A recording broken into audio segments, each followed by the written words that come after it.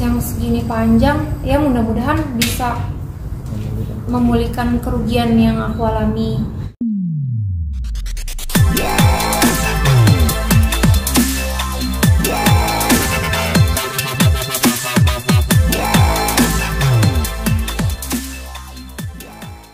Selamat sore semuanya teman-teman, terima kasih untuk kehadirannya. Jadi sore hari ini memang kita mau merilis berkaitan dengan kasus yang dihadapi oleh klien kami, Bu Jessica Iskandar dan Pak Vincent. Sebagaimana dari proses laporan polisi yang ada di Polda Metro Jaya, termasuk gugatan yang masih menunggu putusan dari Pengadilan Negeri Jakarta Selatan melalui ekor pada tanggal 15. Nah, tetapi sebelum putusan perdata tersebut, pada tanggal 7 Maret kami sudah menerima SP2AP berkaitan dengan laporan polisi di Polda Metro Jaya terhadap terlapor CSB.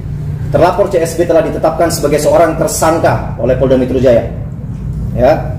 Jadi artinya terkait progres laporan tersebut, sebagaimana kami terus berkoordinasi dengan tim penyidik, kami menyerahkan alat bukti, kami menyerahkan menghadirkan saksi-saksi yang untuk diperiksa.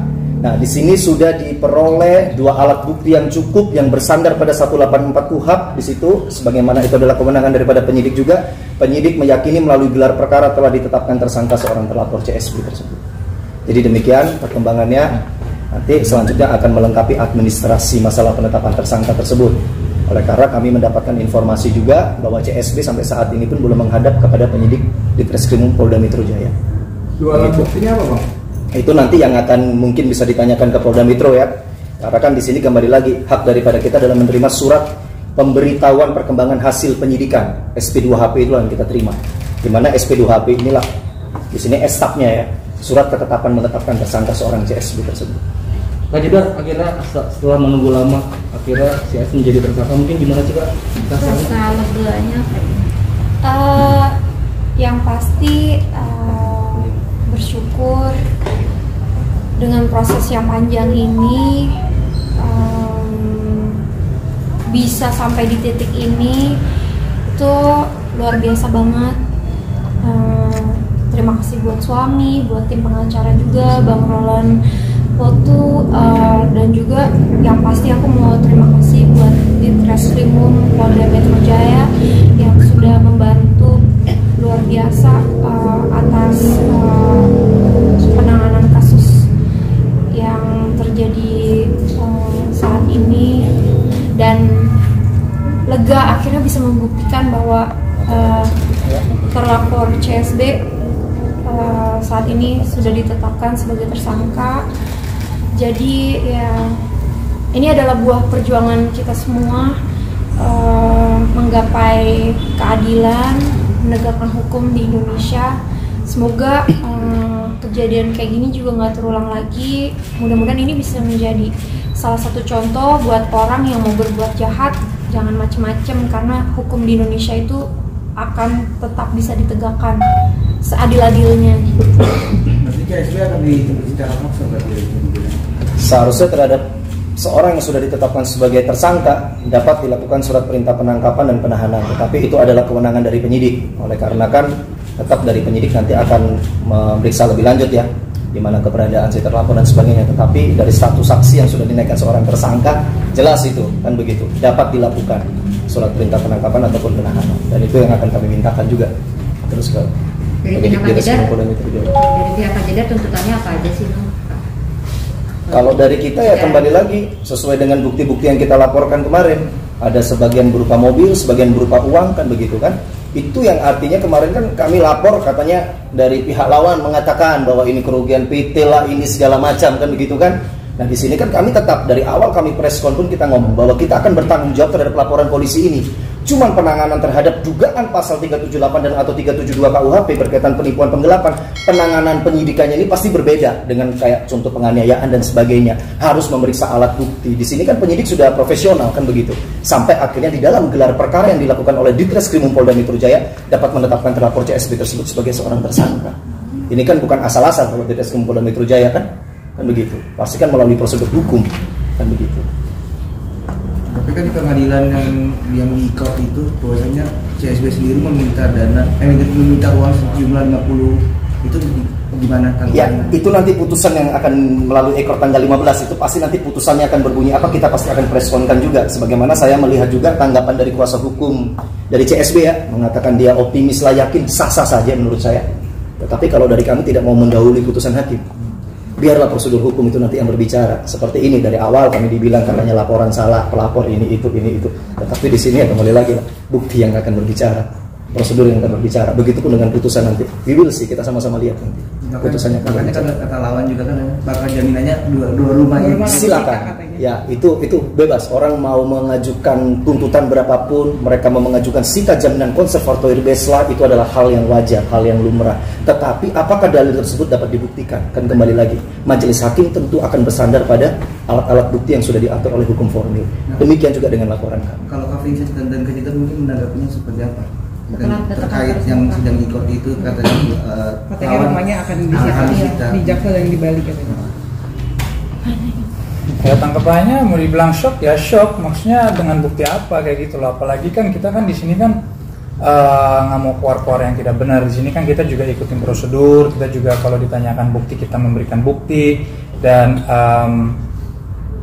nanti kalau masalah keputusannya kita lihat nanti aja. Seoptimis apa sih Kak Jedar akhirnya uang ini bakal kembali?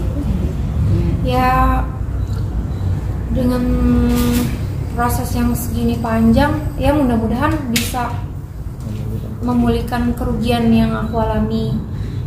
Dan itu yang pertama ya. Yang kedua ya semoga bisa cepat selesai juga, karena aku juga nggak mau ini berlarut-larut, karena aku punya anak, repot, juga lagi rencana mau punya anak lagi. Jadi nggak mau hal ini berlarut-larut, mengganggu keluarga, mengganggu Daily life lah. daily life anak-anak juga, soalnya kan kasihan mereka.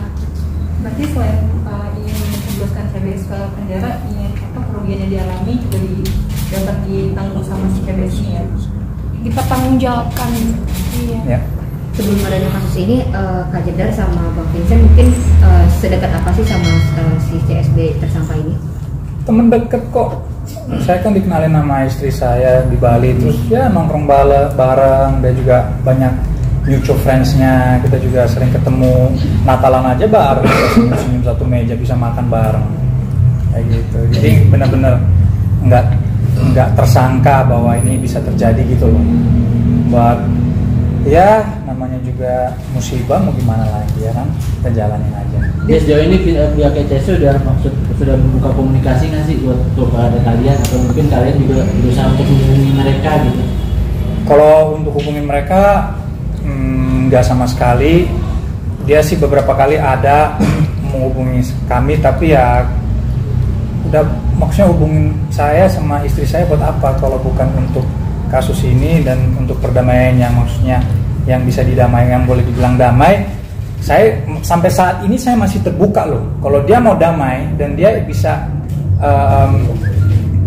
maksudnya ikutin syaratnya untuk sama-sama biar sama-sama enak, itu saya terbuka masih. Tapi dari pihak sebelah kan nggak ada Komunikasi sama sekali? nggak ada. Sampai sekarang pun udah di tersangka belum ada komunikasi juga di sini. Nggak ada. Bagi yang kita tahu kan bahwasanya CSB ini kan tinggalnya di luar negeri. Saat ini gimana nih awal? Kewenangan penyidik kami tidak mau mendahului, tetapi artinya dari progres yang dari awal dia sebagai saksi ditingkatkan statusnya menjadi tersangka, ini kan melalui prosedur hukum kan begitu. Nanti bagaimana kelanjutannya, kami tetap berkoordinasi dengan penyidik apa yang akan dilakukan. Ini kan masuk dalam hal-hal yang sifatnya memang menjadi kewenangan penyidik yang tentu tertutup, kan nggak mungkin cara pengejaran, cara apa itu dimuatkan begitu. Kalau ada opsi damai dari pihak CSB gimana Pak? Bagaimana? Opsi damai Pak? Ya, tadi disampaikan oleh klien saya kan terbuka kan begitu, tetapi damai ini jangan hanya di atas kertas, kan harus jelas. Ya. Damai ini harus ada bentuk yang nyata. Kerugian klien saya tetap apa yang dia sampaikan, kerugian tersebut yaitu kerugian yang nyata, bukan kerugian yang main-main kan begitu. Artinya bisa dibuktikan semua melalui laporan polisi, ada peningkatan status. Nanti ini di Pengadilan Negeri Jakarta Selatan sama-sama kita tunggu tanggal 15. Katanya kan mengajukan 50 emosi 2 rumah apa? Silakan kan begitu. Kita lihat nanti hasil keputusan pengadilan bagaimana. Tapi kalau berpotensi kalah mas yang di pengadilan di court itu mungkin berpotensi kalah. Ini bukan pertandingan seperti pertandingan bola ya. Kalau dalam proses kita beracara hukum ini ya. Artinya kan kembali lagi bahwa kita secara profesional, bagaimana advokat pun seharusnya statusnya adalah penegak hukum sesuai UU 18/2003 kan begitu.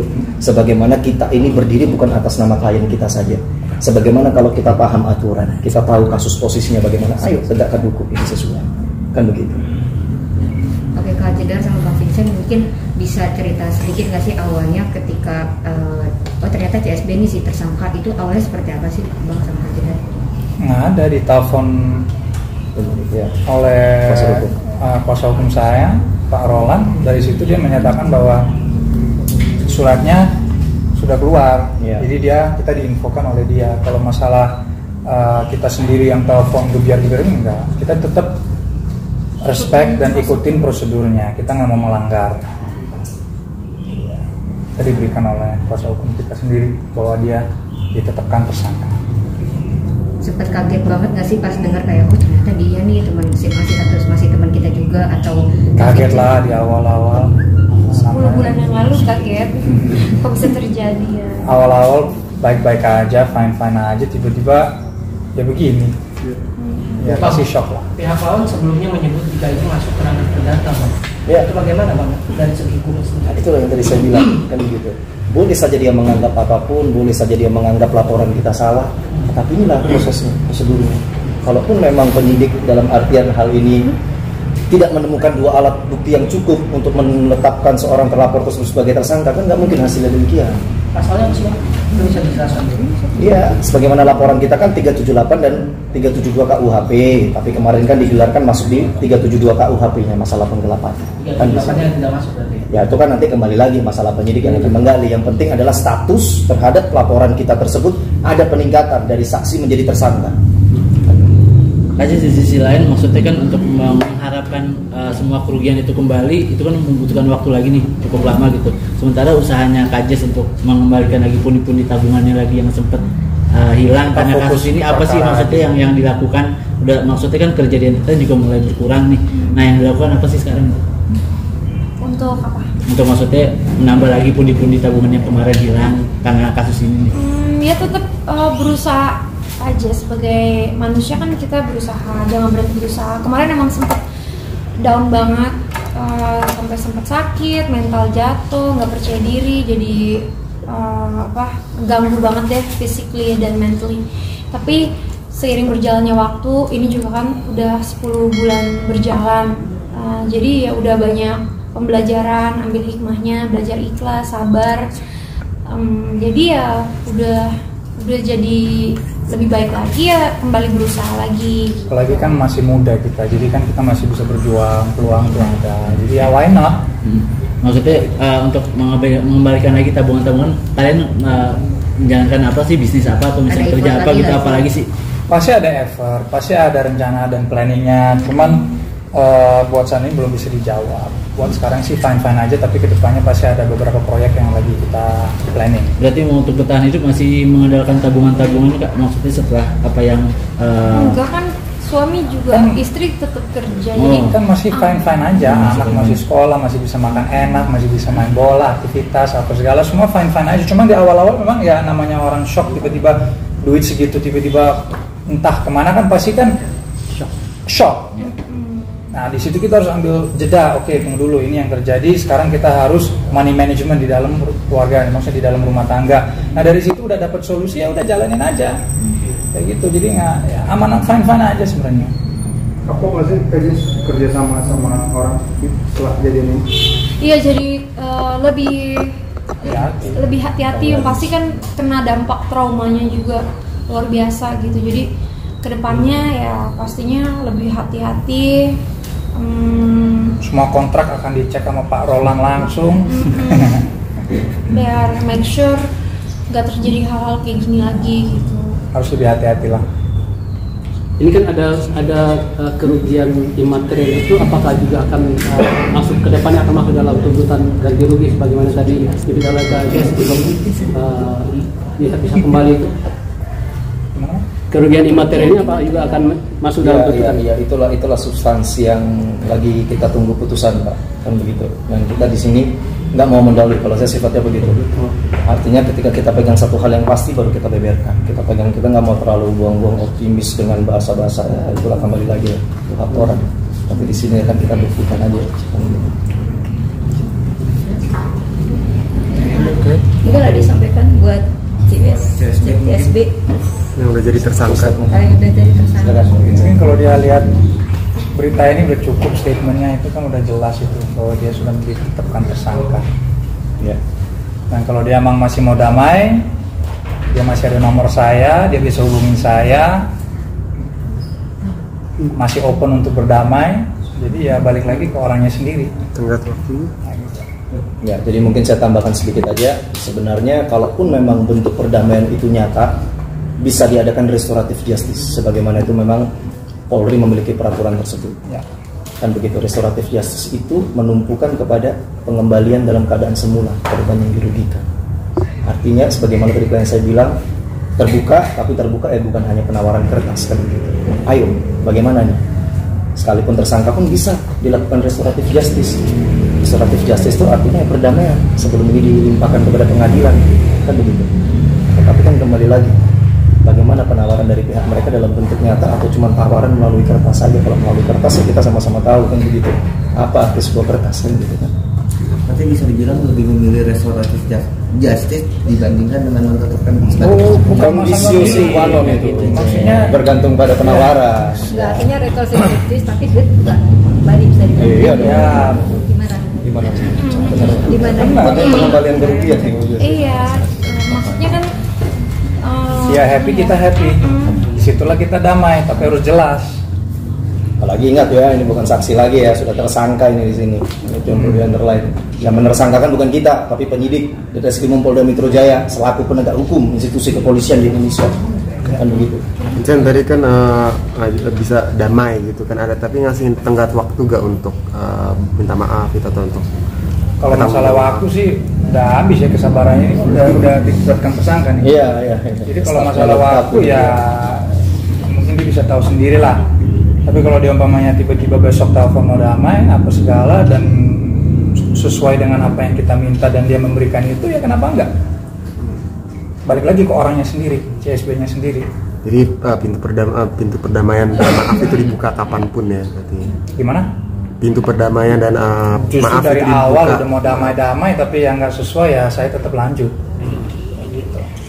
Kalau nanti pada akhirnya si tersangka ini di penjara misalkan ya, kira-kira Mbak Jedar sama Bang Vincent masih mau menjalin silaturahmi gak nih sama keluarga atau circle-nya dia atau gimana gitu? Bawa nasi bungkus ya. Silaturahmi. Nanti mengikhlaskan ya, kalau dia di penjara mengikhlaskan uangnya, maksudnya apa sih Bang? Enggak dong. Kalau status tersangkanya. Ya, jadi begini, kalau masalah pidana sama perdata itu hal berbeda sebenarnya teman-teman. Artinya ketika dia di penjara pun tidak berarti menghapuskan utang-utangnya dia, tetapi justru memperjelas kan begitu kan, bagaimana seseorang tersebut kalaupun kan begitu diduga telah melakukan tindak pidana penipuan dan atau penggelapan, ya dia menjalani hukumannya juga tetap harus mengembalikan. Jadi pidana perdata itu proses yang berbeda.